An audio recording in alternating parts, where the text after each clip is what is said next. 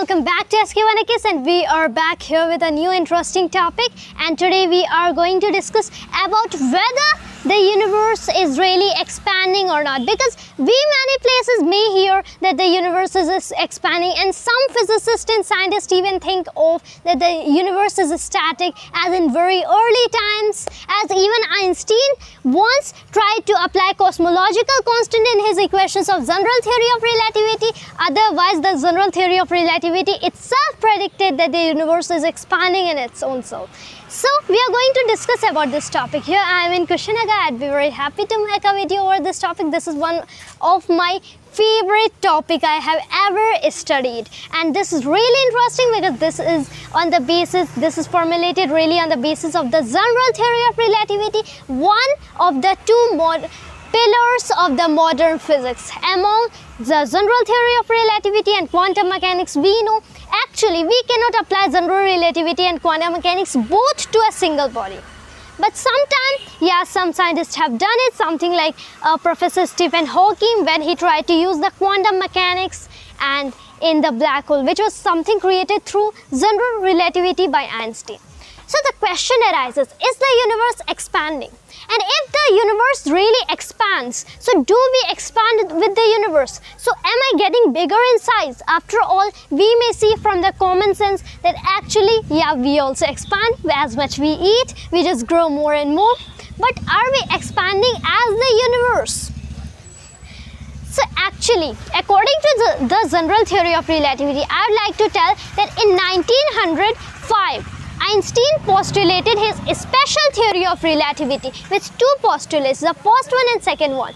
The first one being that all laws of physics hold as good in one inertial frame of reference as in other. And the second postulate of special theory of relativity was that the speed of light in all kinds of inertial frame of references is always c in vacuum, which is something about nearly 3 × 10⁸ meter per second. And later what Einstein saw, that according to his theory of relativity, or the special theory particularly, Einstein could guess that none object can travel faster than the speed of light. So speed of light is a limit to all the speeds of the universe. So nothing in the universe can after all travel faster than the speed of light, 3 × 10⁸ meter per second. But he saw that according to Newton's universal law of gravitation, if you place one body here and the other body here, so you will see their gravitational force acting on the body, and as if you increase the separation between them. So you take off this body and put it directly here. So the separation will instantaneously change. That is in just very less time, that is in 0 seconds interval, meaning that the speed was infinite there. It is much greater. It is impossible to compare infinite with something we cannot define after all. And 3 × 10⁸ meter per second. Although 3 × 10⁸ meter per second in itself is very great speed. So Einstein saw that something can be faster than the speed of light. So to make the Newtonian theory consistent with his special theory of relativity, without the use of ether could predict anything, he tried to form another theory of gravitation, and the idea came to him through the principle of equivalence. When he told that if you try to measure yourself on Earth right here, where you are having some kind of acceleration, vector g, and if then you go into space and sitting in a rocket that is really going down with acceleration vector g, so you will have the same measure of the weight as you were having on Earth. So there's no difference between gravity and acceleration. Gravity and acceleration are the same things. And this was called Einstein's principle of equivalence, which was the basis of general theory of relativity. And then Einstein predicted about his general theory of relativity. But when he saw over the theory, he saw that it predicts that the universe cannot be static. So either the universe expands or the universe contracts. Now Einstein and Newton, both the greatest physicists of their time, both believed in a static universe because it seems so much natural. And even Stephen Hawking was 15 when he learned that the universe is expanding, because already it was proved until the time.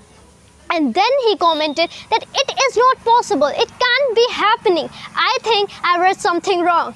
He said that the Actually, a static universe seems so much natural that it will stay in the same way, in the same size, everything, height or whatever dimensions are there, in the same way forever.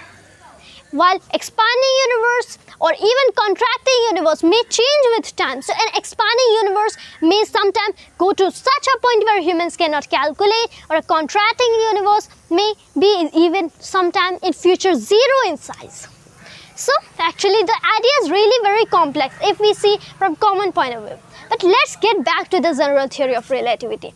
Then Einstein believed in a static universe. So what he did, he included a constant called the cosmological constant, which later predicted, and putting the value of cosmological constant, Einstein could predict that the universe is really static. But later Einstein himself says that that was the biggest mistake of my life, to put the cosmological constants in my equations, because the universe is really expanding. At that time, the scientists had no idea about the universe is expanding or contracting. Even if they had idea, it is changing with the rate of time. So how can one predict whether it is increasing in size or just decreasing in size? Then the year was just of 1929 when Edwin Hubble, the great physicist and one of the most famous physicists for working in the field of astrophysics, you may call cosmology. So what happened, that he predicted that wherever you look in the sky, distant galaxies are moving away from us. Now this is really a point of interest, because he really predicted it using some kinds of certain results about the redshifts. We are going to deal with them now. First of all, you should know Edwin Hubble is really very famous for his Hubble's law, which predicts about what can be the speed of expansion of the universe. And this is given by simple kind of linear equation, that is V equals HR. By this you can predict that what is the speed of that, by what speed are two galaxies moving away from each other. And H is a constant known as Hubble's constant, where R is the distance or separation between the galaxies, which you may call. And that should be just a straight line. That can be shortest distance, so that the galaxies are moving apart from each other. And then V you can get as the velocity. So the equation is really, mathematical equations sometimes are really very simple, while sometimes they are very complex, like exactly mathematical equations. So then what happened, actually he predicted the results using redshifts of the galaxy. He said this is a very famous law in physics. This is called Dopplers effect. Now Doppler's effect actually says that as two observers, as one person and another person are moving away from each other, and from one person a source of light beam is coming to the observer who tries to see the source. So as they will be moving away from each other, the intensity, you may call exactly as frequency of the light, will be decreasing. And if they are moving closer to each other and the light beam is emitted, so the frequency of the light beam will be increasing. Now this is really known as the Doppler's effect. And using the same effect, Edwin Hubble predicted that the universe is expanding, because he said that wherever we look in the night sky, there is some kind of red shifts between the galaxies. So if we look at the Andromeda galaxy, which is the closest galaxy to our own home, known as the Milky Way galaxy, the vast collection of stars right here, which we can see at the night sky. Although it's not night, I wouldn't be able to show you right now. So if you see, then the galaxies, there is red shifts in the galaxies, means actually you may call it to be that wavelengths of the light emitted from distant galaxies is increasing. And since wavelength and frequency are inversely proportional to each other, then the frequency actually is decreasing of the light source emitted, of the light pulse emitted from the different galaxies. So if the frequency is really decreasing and wavelength is increasing, so if there is a purple light emitted from there, a violet light emitted from there, finally if the distance traveled was great enough, then what light would we see after the light pulse would finally reach us? The light pulse would be red in color. This is really great. The light pulse would change its color. Actually everything around us, whether I see this is green while this is some other color, this seems something about a skin color, and if this is dark, so everything, it depends on the light emitted by the thing. that what kind of light does it emit, and entirely this also depends on the wavelength and frequency. So if you include frequency, there is no way in including wavelength. Both are inversely proportional to each other. The greater the wavelength and the lesser the frequency, and vice versa. So according to Hubble, that if the frequencies are really decreasing, meaning if purple light is emitted from there and we are receiving the red light, this means that the two galaxies, the Andromeda galaxy or whatever you are seeing the light pulse, and the Milky Way galaxy, our own home, are going apart from each other, distant to each other. And if this is really true, so you may call it that it is between all the galaxies, and if it is really between all the galaxies are moving apart from each other, and then what you try, you use the general theory of relativity and reverse back the direction of time. Although I must say to you, time cannot reverse its direction. Actually, there are known as 3 arrows of time. Arrows of time is itself a large, very large topic. We are not going to very much discuss on that. But there is, from our common point of view, we use the arrow of time that events are occurring. The next is thermodynamic, according to which entropy always increases. And the next is cosmological. In what way does the universe really expand? Now, this is like going ahead of ourselves. If we really don't have the sure idea of the universe is expanding, we cannot discuss about the cosmological arrow of time. So, I like to get back to our point. So if you reverse the direction of time, means you just try it. You just try doing it. But this is a thought experiment. Like you can call Schrodinger's cat thought experiment. This is just a thought experiment. That if you are reversing back the direction of time, you will actually see that there will be a time when the galaxies will be moving closer to each other, because you have reversed the direction. And if the galaxies are moving together closer to each other, you will finally get a time, that is 13.7 billion years ago, that all the galaxies will be at the same point. They will be at all the same dimensions. They will be very small, very less in size, where they will all have the same mass but a very less volume, so much less that the density of the universe would be infinite, which is mass by volume. So such a point in this, the curvature of space-time according to the general relativity would be also infinite, and that point would be called the Big Bang singularity. This is a singularity. Before what happened? Now what was really before the happenings of Big Bang? No one can predict that, because this is beyond the general theory of relativity. As general relativity predicts in itself that even this and all the partial theories of the science would be broken down to such a point known as a singularity, the Big Bang singularity. Now Big Bang again in itself is a large topic, but we are discussing about whether the universe is expanding or not. And if Edwin Hubble was really true, then the point is that the universe is expanding. Everything, space is expanding. Now the question arises that in what thing does the universe expand? From where does it get that much space? So the question is even now unanswered. You cannot totally be sure about the answer to this question about whether in what thing does the universe expand. But we know that just the universe expands.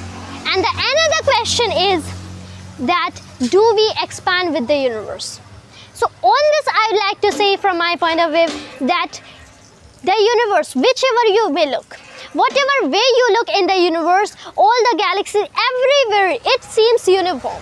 The universe looks like uniform in every kind of direction. That's the reason it may be expanding. But when we look at the earth, this point holds when we get to the entire universe, when we are being something like closer to God who is outside the universe, when God shows to us, yeah, that was the universe you are living in. So that kind of time will be, you'll see all the galaxies are just bound into one another like atoms and molecules are bound into matter by electromagnetic forces. So you will see it is looking same in all the directions. That case the universe expands. But when I come to here, wait one time, that this is different while this is different, and the tree is looking really different while the wall is looking different. No, it is not uniform after all. It doesn't look same all the way. So does the principle even now hold? Yes, it holds, but to very large distances. So the question arises that do we expand with the universe? something like, if just I am at about any kind of height, any kind of weight, or measure any kind of measure of my dimensions, instantly do I change my dimensions? That's an interesting question. Now, if I really want to reply the question, so I see that to the normal distances where we look after, the universe is not homogeneous, the universe is not like a uniform sphere, the universe is really not uniform. And if at normal distances the universe is not uniform, so I say to you, if the principles don't hold here for the universe being uniform, then the things present here do not really expand. What expands then? Do the galaxies expand? No, the galaxies, yeah, they may be expanding, something like a black hole expands.